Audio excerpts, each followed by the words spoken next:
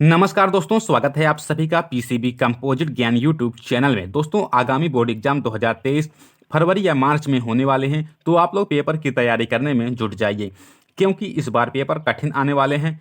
क्योंकि पिछले 2 साल कोरोना महामारी के चलते पूरे भारतवर्ष में लॉकडाउन लगा, जिस वजह से सभी बच्चों को नेक्स्ट क्लास में प्रमोट कर दिया गया, यानी कि बिना परीक्षा दिए ही पास कर दिया गया। जो 9 में थे 10 में पहुंच गए, जो 10 में थे 11 में, 11 वाले 12 में और 12 वाले नेक्स्ट क्लास में पहुंच गए। लेकिन इस साल 2023 में बोर्ड एग्जाम होना तय है, तो आप लोग पूरे मन से बोर्ड एग्जाम की तैयारी में लग जाइए। दोस्तों, इस वीडियो में भौतिक विज्ञान के प्रकाशिकी चैप्टर से बहुत ही महत्वपूर्ण प्रश्न, प्रकाश का परावर्तन से संबंधित परिभाषाएं तथा नियम को लेकर आया हूं, जो अक्सर सभी बोर्ड एग्जाम में, चाहे एनसीईआरटी का हो, यूपी बोर्ड हो, बिहार बोर्ड हो, सीबीएसई बोर्ड का हो, सभी में 1 या 2 प्रश्न पूछा जाता है।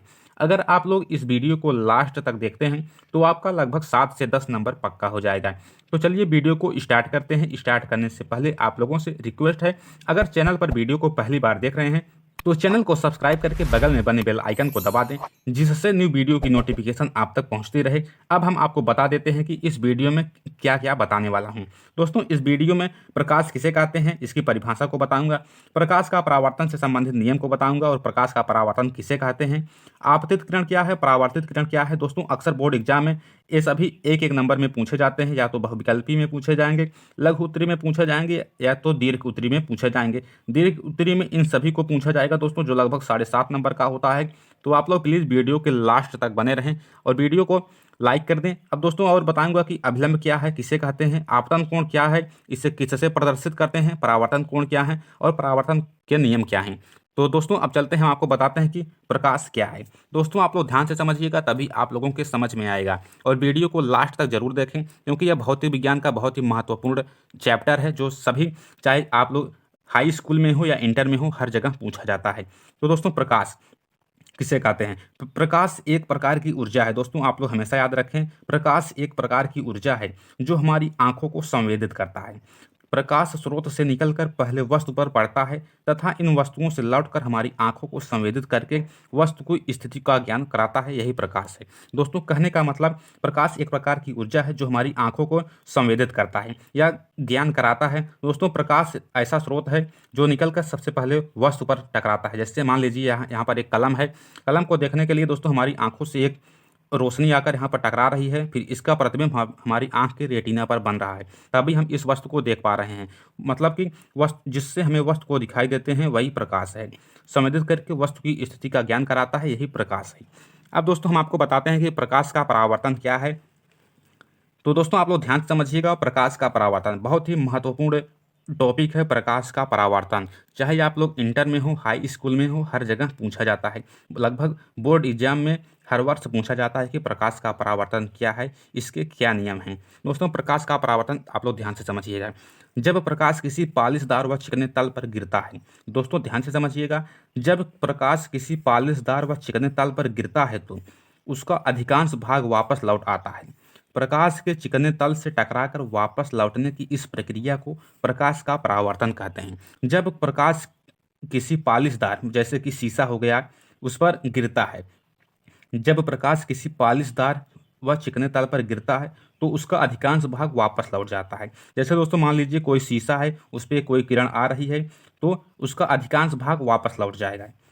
आप लोग ध्यान से समझिएगा, प्रकाश के चिकने तल पर, या कोई प्रकाश है और प्रकाश के चिकने तल से टकराकर वापस लौटने की इस प्रक्रिया को प्रकाश का परावर्तन कहते हैं। एक बार फिर से समझिएगा, जब प्रकाश किसी पालिशदार व चिकने तल पर गिरता है तो उसका अधिकांश भाग उसी दिशा में वापस लौट आता है। प्रकाश के चिकने तल से टकराकर वापस लौटने की इस प्रक्रिया को प्रकाश का परावर्तन कहते हैं। दोस्तों, आप लोग ध्यान से समझिएगा, और इससे हो सके तो आप लोग कहीं नोट कर लें, क्योंकि दोस्तों इस वीडियो में बहुत ही सरल तरीके से बताया गया है प्रकाश का परावर्तन किसे कहते हैं। दोस्तों, आप लोग फिर से समझिए, जब प्रकाश किसी पालिशदार व चिकने तल पर गिरता है तो उसका अधिकांश भाग वापस लौट आता है। प्रकाश के चिकने तल से टकराकर वापस लौटने की इस प्रक्रिया को प्रकाश का परावर्तन कहते हैं। इतना दोस्तों आप लोगों को क्लियर हो गया होगा कि प्रकाश का परावर्तन किसे कहते हैं या प्रकाश किसे कहते हैं। अब चलते हैं दोस्तों, हम आपको बताते हैं कि प्रकाश से संबंधित महत्वपूर्ण परिभाषाएं, कि अभिलंब क्या है, आपतन बिंदु क्या है, परावर्तित किरण क्या है, इन सभी के बारे में हम आपको बताते हैं। दोस्तों, आप लोग ध्यान से समझिएगा, प्रकाश की एक किरण AB एक समतल दर्पण M1 M2 पर गिरती है। दोस्तों आप लोग चित्र से समझिएगा, यहाँ पर एक समतल दर्पण M1 और M2 है और AB दोस्तों एक प्रकाश की किरण है जो समतल दर्पण M1 M2 पर गिरती है। अब दोस्तों यह किरण दर्पण से परावर्तित होकर उसी माध्यम में एक निश्चित दिशा BC में चली जाती है। दोस्तों यहाँ पर M1 M2 एक समतल दर्पण है, ध्यान से समझिएगा। M1 M2 एक समतल दर्पण है, इसमें AB एक किरण है जो समतल दर्पण पर गिरती है और एक निश्चित दिशा BC में चली जाती है।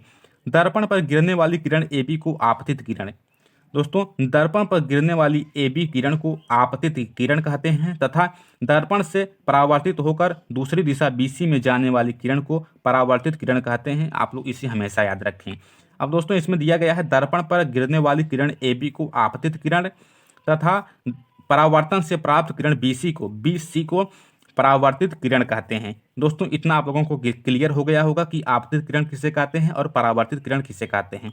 आपतित किरण कहने का मतलब AB एक आपतित किरण है जो M1 M2 पर गिरती है और परावर्तित होकर एक निश्चित दिशा BC में चली जाती है, जिसे परावर्तित किरण कहते हैं। अब दोस्तों ध्यान से समझिएगा, आपतित किरण, अब आपतित किरण जिस बिंदु पर गिरती है, आपतित किरण अब जिस बिंदु पर गिरती है उस बिंदु को दोस्तों आपतन बिंदु कहते हैं। कहने का मतलब आपतित किरण जिस बिंदु पर गिरती है उसे आपतन बिंदु कहते हैं, यानी B को आपतन बिंदु कहते हैं। आप लोग इसे हमेशा याद रखें। अब बढ़ते हैं अगले स्टेप की तरफ। आपतन बिंदु B से, आपतन बिंदु B हो गया। अब आपतन बिंदु B से दर्पण के लंबरूप रेखा BN को, अब इसके लंबवत एक रेखा खींची गई है, अब इसे अभिलंब कहते हैं। आपतन बिंदु B से दर्पण के लंबरूप रेखा BN को अभिलंब कहते हैं। दोस्तों आप लोग ध्यान से समझिएगा, बहुत ही महत्वपूर्ण टॉपिक है। कह रहा है आपतित किरण तथा अभिलंब के बीच बने कोण को आपतन कोण, यानी कि ABN को आपतन कोण तथा परावर्तित किरण व अभिलंब के बीच बने कोण को परावर्तन कोण कहते हैं। इसको दोस्तों आपतन कोण और इससे परावर्तन कोण कहते हैं। आप लोग इतना क्लियर हो गया होगा। दोस्तों M1 और M2 एक समतल दर्पण है।